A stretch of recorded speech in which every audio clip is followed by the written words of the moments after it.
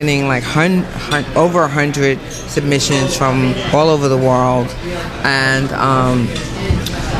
for actors, I have a database full of like 1,000 actors who have responded to my call, and because I have supporting roles and feature roles, and it's just amazing. And so basically, once I have my line producer and we have a budget together, we'll decide on what that budget will be.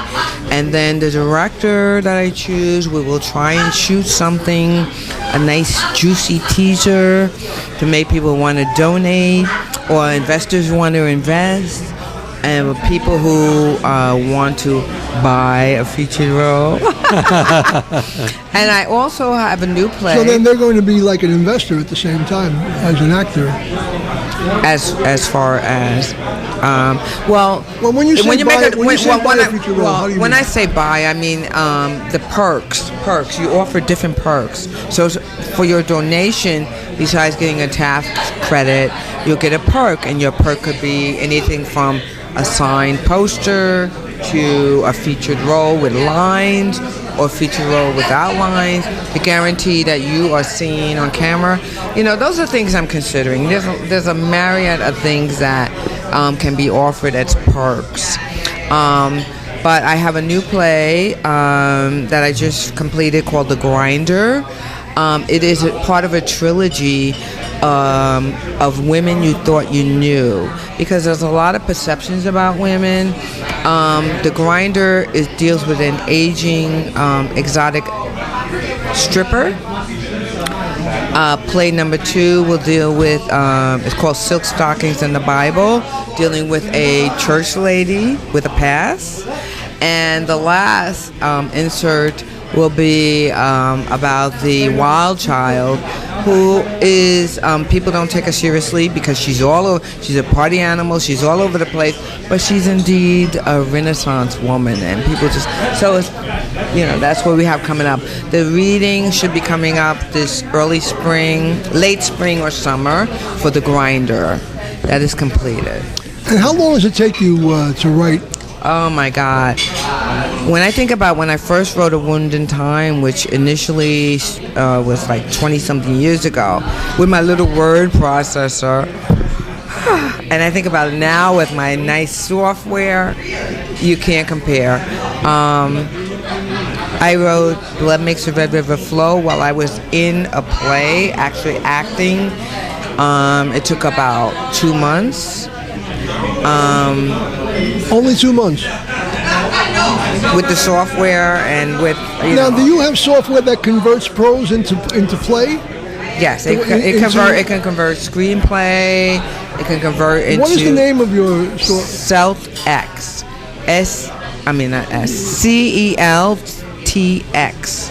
It's wonderful software. So you can write a story. I can turn it into play. If I want, I can write a stage play and convert it into a screenplay. It just like adapts to every, different. Because I have a story that I've been writing for quite some time. It's really a vignette. It'll probably end up like 150, 175 pages. And it's written just as a story. It's not written in play form, like John, Mary, Bob. I don't have that. Mm-hmm. So you're saying that your software does that? Yeah, the software, and it's free initially, unless you want to get, you could also pay and get one that will go with you wherever you are, and you can just pick it up, on any iPad or whatever, and edit whatever. But it's CeltX. And you downloaded that for free? Yes. Interesting. Initially, yeah. and then if you I've want been writing a long time, but when I do roles or scripts or scenes, I do that myself. I put in Bob, and then then Mary. Yeah. So you import it, and then it switches over whether you want a screenplay or stage play, and it switches over to the right format, and you just got to edit from there or whatever. But yeah, it's wonderful. And The Grinder hopefully will have a stage reading this summer. That way it gives me a chance to hear it, because before I produce any play, I need to have a stage reading to hear what it sounds like, and get comments from the audience to help me, write it the way, to edit it properly. How long does it take you to get the same, what you had in your mind when you wrote it, how long does it take you to get the actor to be in the same place? I ask every director the same question. It's a very difficult... It depends on the actor, because some actors don't really have the training to adapt to what is necessary very easily. I tend to... Do you try to find actors? I found that I tend to look at actors' potential as opposed to their experience, which might not always be good, but if I see potential, it's a challenge for me. I see potential based on this person. He or she is not where I want at all. She's not bringing it, but I think I can bring it out. So I do that. And if there's not enough time, I won't do that. But if there's time, I will. I like to give up, because I'm an actor. I like to give people who have potential an opportunity. It's that part of me, that actor part of me that empathizes. Yeah. Do you find it different if you're directing film as compared to stage? Well, would be my first. As opposed to my documentary that I was like in total control over. My involvement in directing this film would be character development, and since I am the actor and since I am the playwright, I know these characters better than anybody. And also, it deals with a topic that is usually dealt with stereotypes and racism, and because I am a priest in that particular Afro religion, then I can really, give the proper guidance into how certain things are done, and the cosmology and the theology of that particular religion, dispelling the myth and dispelling the stereotypes. So that's the only reason I want to be a co-director. Other than that, I need to be hands-on. Other than that, the director, it's all his or hers. Yeah, some directors like to find actors that already are. Sometimes you find someone that's already what you look for. In a play, you have time to create. In a film, you want them to be there.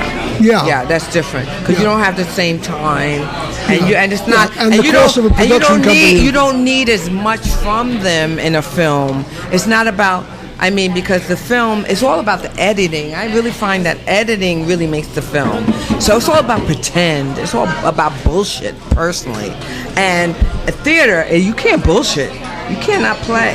So what you need from an actor in a stage play is totally different than what you need from them in a film. Yeah, Richard Gere says that none of his friends speak to him anymore. He's a sellout.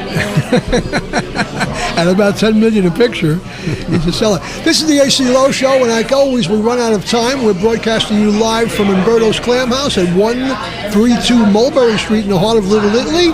We're here every Monday night at 7 o'clock from 7 to 8 p.m. This evening we had Stephanie Wilson, who's a wonderful actor and director and writer and producer and dancer and gorgeous and God knows what else.